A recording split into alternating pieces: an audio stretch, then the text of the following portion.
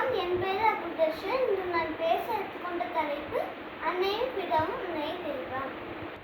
அன்னையும் பிதாவும் ஒரு மனிதனின் ஒரு வாழ்வின் முக்கியமானவர்கள்.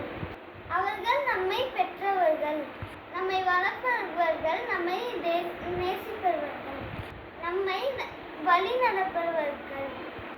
அவர்கள் இல்லையெனில் நாம் இந்த உலகத்திற்கு வந்திருக்க முடியாது. உதாரணமாக, ஒரு ஊர்ல ஒரு ரெண்டு பேரும் அம்மாவும் அப்பாவும் இருந்தாங்க. அவங்களுக்கு ஒரு பையன் இருந்தனர்.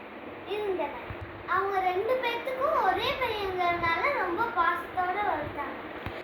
இதனால அந்த பையன் சின்ன வயசுல இருந்து அவங்க அம்மா அப்பாவை மதிக்கிறதே இல்லை. அவங்க சொல்றது எதையுமே கேட்க மாட்டான்.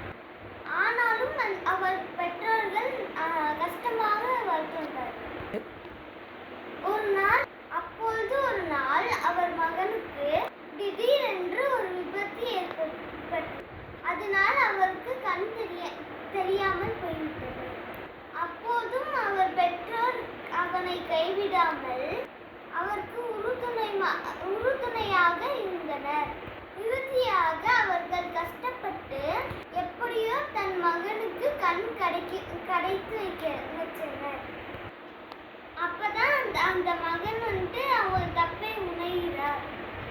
அதிலிருந்து அவர் பெற்றோரை மதிக்க ஆரம்பித்தார். அவர் சொல்படி கேட்டு நடந்தார்.